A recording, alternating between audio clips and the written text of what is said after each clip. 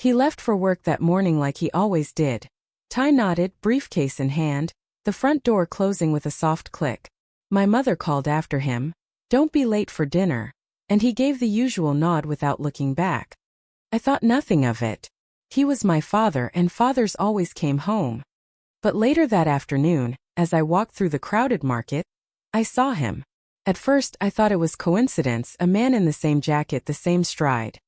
But no, it was him. My father. He was standing by the fruit stall, speaking quietly to a woman I had never seen before. She touched his arm lightly, and he leaned closer, smiling in a way I hadn't seen at home in years. I froze. My chest tightened. "Dad!"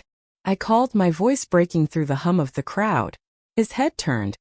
Our eyes met. For a moment the world held still. Recognition flickered in his face, and then, just as quickly, it vanished. He turned away. He walked off with her, blending into the sea of strangers. I stood there, my mouth dry, my heart racing, the words stuck in my throat. He had left for work. But now I knew he wasn't missing. He had chosen to disappear. I didn't move for a long time. The noise of the market swirled around me, vendors calling out prices, children tugging at their mother's sleeves, the smell of fried bread heavy in the air, but I couldn't hear any of it. All I saw was his back vanishing into the crowd. My father. The man who had left that morning with his lunchbox, kissing my mother's cheek in the doorway as if everything was normal.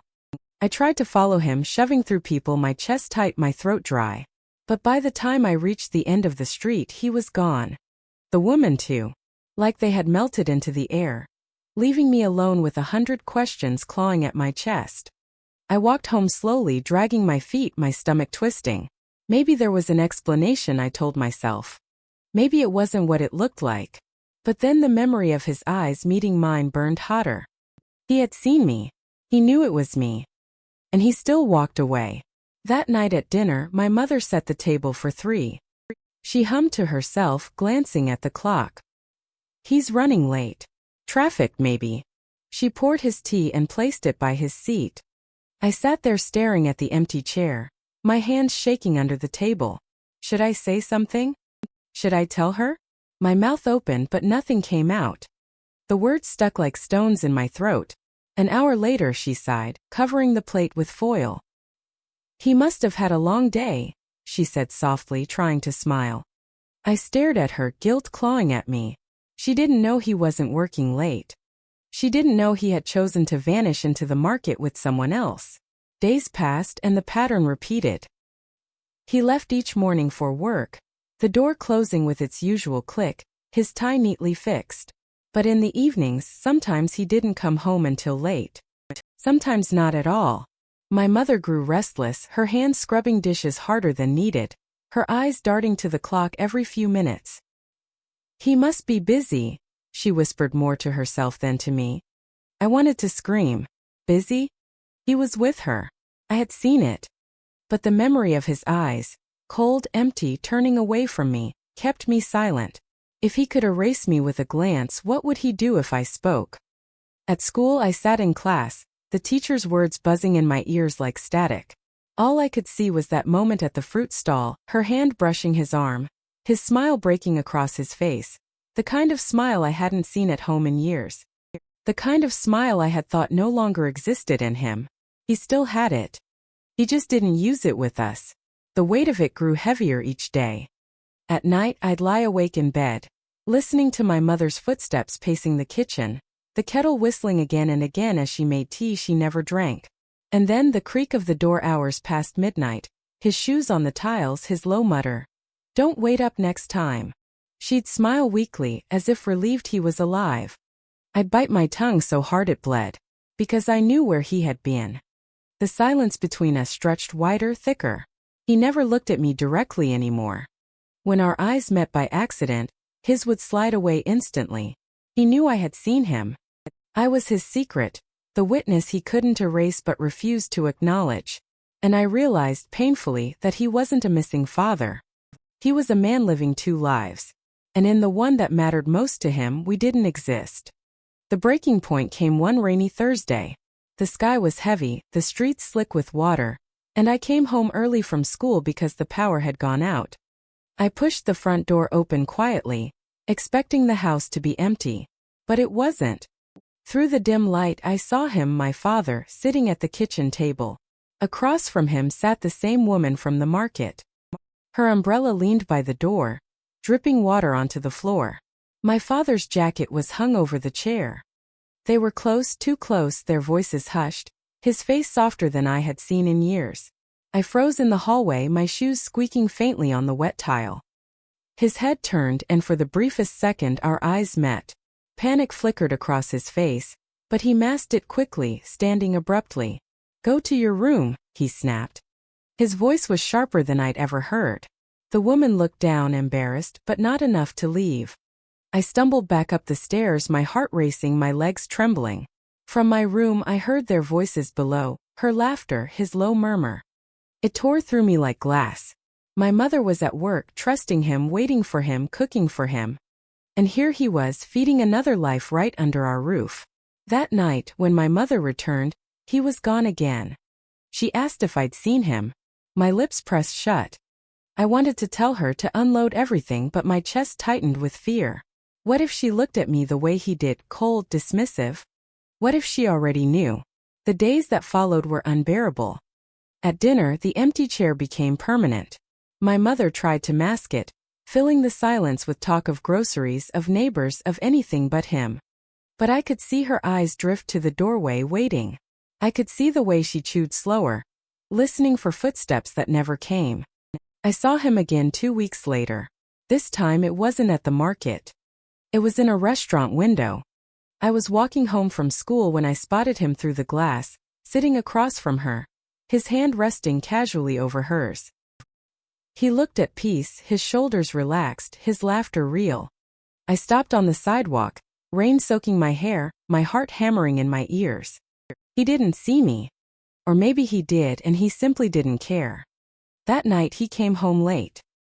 His shoes were wet, his tie loosened. My mother asked if he wanted food. He muttered, "Already ate," and went upstairs without a glance at me. The image of him laughing in that restaurant burned into me like fire. I sat at the table, staring at his untouched plate, anger rising hot and sharp. By then I had stopped being afraid of what I knew. Instead, I was afraid of what the silence was doing to me. It was eating me alive. I couldn't sleep without replaying those moments. His smile at her, his eyes sliding away from mine, his voice cutting me off. My chest ached with words unsaid, truths buried. The next time I saw him in public, I didn't hide. I walked straight toward him. He was leaving a store with her, carrying bags in his hands. When his eyes found me, he froze. She looked between us, confusion flickering across her face. For a second I thought he would speak.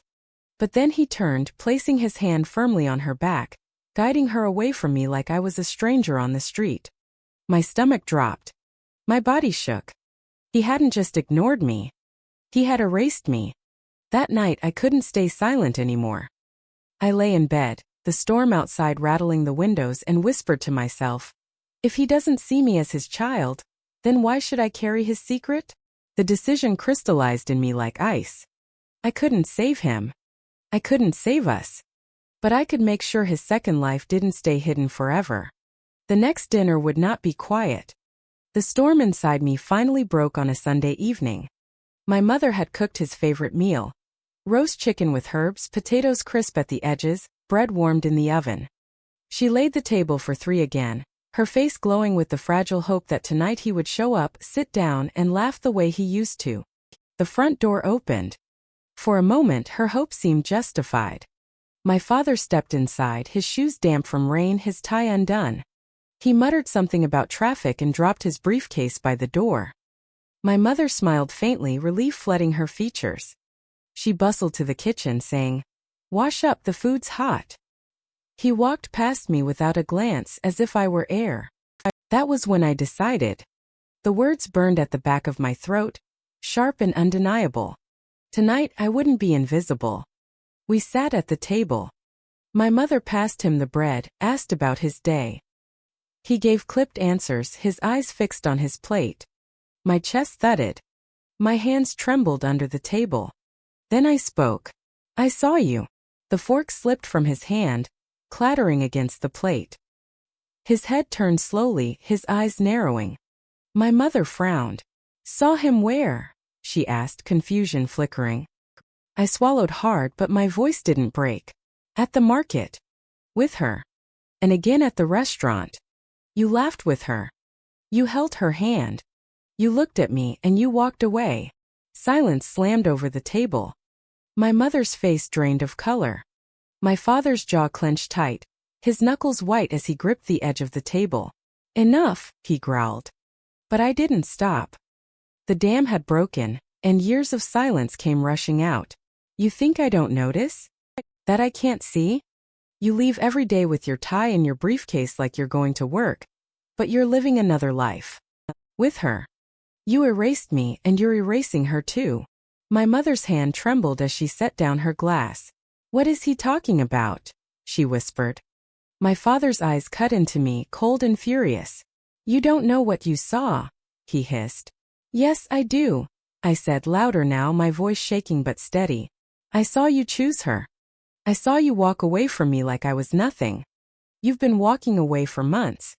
Maybe years. The room seemed to shrink. My mother's breathing grew shallow. Tears welled in her eyes as she turned to him. Is it true? Her voice cracked. Tell me he's lying. He said nothing. The silence stretched, heavier than stone. And in that silence, the truth was louder than any denial. Her hand flew to her mouth. She pushed back from the table, the chair scraping loudly against the floor. All this time, she whispered, her voice breaking. He reached for her arm, but she pulled away. Her tears weren't quiet, they poured down her cheeks, raw and unrestrained.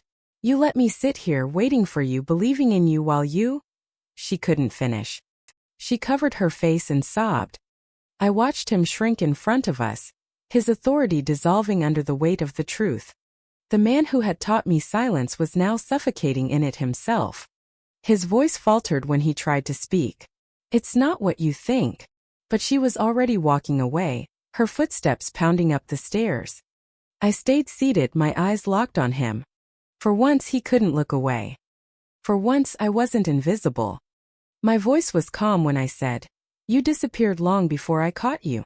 Tonight I just made sure she saw it too. His mouth opened then closed again. No excuses came. No anger. Just the hollow weight of a man exposed. That night, the house was quiet in a new way.